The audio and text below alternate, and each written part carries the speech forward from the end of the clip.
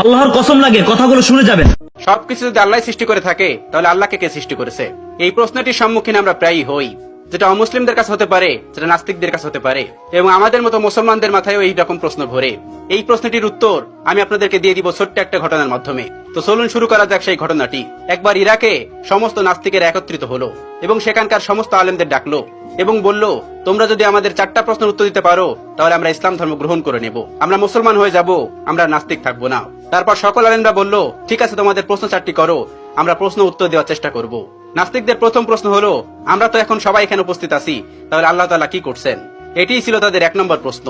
তাদের 2 নম্বর প্রশ্ন, আল্লাহ তাআলা গোটা পৃথিবীকে কিভাবে পরিলক্ষিত করে, কিভাবে তিনি গোটা পৃথিবীকে একা পরিচালনা করেন? একা দেখা তো সম্ভব না, তিনি কি করে একা এগুলো পরিচালনা করেন? এটি ছিল তাদের দ্বিতীয় প্রশ্ন। তাদের 3 নম্বর প্রশ্ন, মুসলমানদের নবী হযরত মুহাম্মদ সাল্লাল্লাহু আলাইহি ওয়াসাল্লাম মিরাজে গিয়েছিলেন, পৃথিবীর এই আহ্নিক গতি ভেদ করে আসমানের কোন দরজাতে তিনি আসমানে প্রবেশ করলেন এবং আল্লাহর সঙ্গে দিদার করলেন? এটি ছিল তাদের তৃতীয় প্রশ্ন। এবং তাদের সর্বশেষ প্রশ্ন, আল্লাহ তাআলার আগে কে, আল্লাহ তাআলাকে কে সৃষ্টি করেছেন? এই ছিল তাদের মোট 4টি প্রশ্ন। সেখানে থাকা সকল আলেমরা উত্তর দেওয়ার চেষ্টা করলো, কিন্তু কেউ সৎ উত্তর দিতে পারলো না, কারণ এই প্রশ্নগুলি খুবই কঠিন প্রশ্ন, যার উত্তর দেওয়া তো সহজ না। তারা কেউ পারল না তাদের উত্তর দিতে। ওই সবস্থল থেকে কিছুটা দূরেই ইমামে আজম আবু হানিফা রাহমাতুল্লাহর বাড়ি ছিলেন। আপনারা অনেকেই জানেন, ইমাম আবু হানিফা রাহমাতুল্লাহ কাপড়ের ব্যবসায়ী ছিলেন। তো শহরের পাশেই তার বাড়ি ছিলেন। তার কানেই খবরটি গেল। তিনি জানতে পারলেন সবস্থলে এই ঘটনাটি ঘটছে।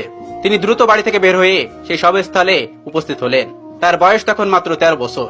তখন তিনি 30 পারা কোরআনের হাফেজ। তিনি সেখানে উপস্থিত হলেন এবং তিনি পিছন থেকে বললেন, আমি তোমাদের এই 4টি প্রশ্নের উত্তর দিতে চাই। সবাই সেখানে অবাক হয়ে গেল, এই ছোট্ট বাচ্চাটি এই কঠিন কঠিন প্রশ্নের উত্তর দেবে? অবাক হয়ে তাকে ডেকে নিল এবং বলল, তুমি আসো। তিনি বললেন, আমি তোমাদের এই সকল প্রশ্নের উত্তর দিব। সবাই রাজি হলেন। তিনি বললেন, প্রশ্ন কে করবে? একজন দেখিয়ে দিলেন, ওই যে মঞ্চে যে বসে আছেন উনি প্রশ্ন করবে। চেয়ারে বসে থাকা ওই লোকটিকে আবু হানিফা রাহমাতুল্লাহ বললেন, তুমি যখন আমাকে প্রশ্ন করবে তখন তুমি আমার ছাত্র, আমি তোমার শিক্ষক, তাহলে আগে তুমি আমাকে ওই চেয়ারে বসতে দাও, আর তুমি নিচে দাঁড়িয়ে আমাকে প্রশ্ন করবে। উদ্ভট হলেও এটি তারা মেনে নিয়েছিল। আবু হানিফা রাহমাতুল্লাহ চেয়ারে গিয়ে বসলেন এবং ওই নাস্তিকটি নিচে এসে প্রশ্ন করলো।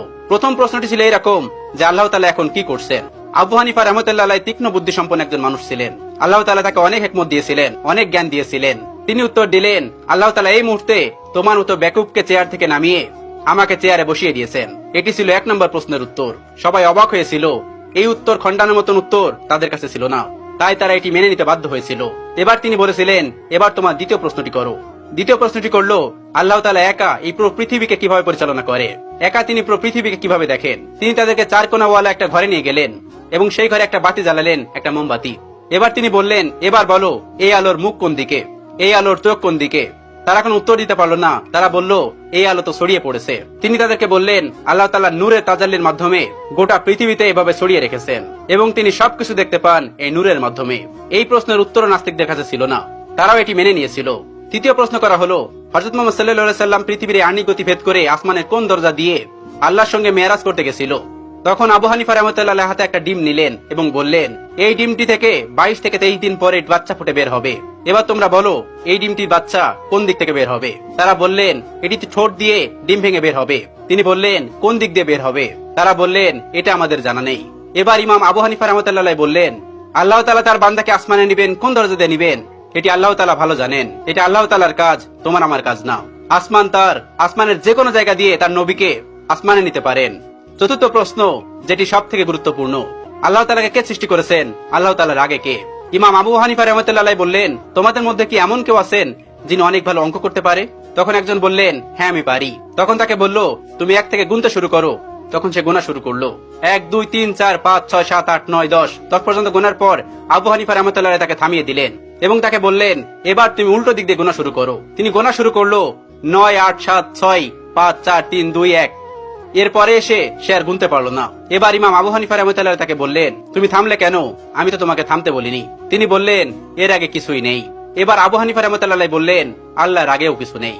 সামান্য একটা সংখ্যা দিয়ে যদি তার আগে কি আছে তুমি বুঝতে না পারো, তাহলে তুমি সেই মহান সত্তাকে কিভাবে বুঝতে পারবে যে তার আগে কেউ নেই? তোমার মাথায় এই জ্ঞান আল্লাহ তাআলা দেননি, এজন্য তুমি প্রশ্ন করো আল্লাহ তাআলার আগে কে? আল্লাহ তাআলার আগে কেউ নন।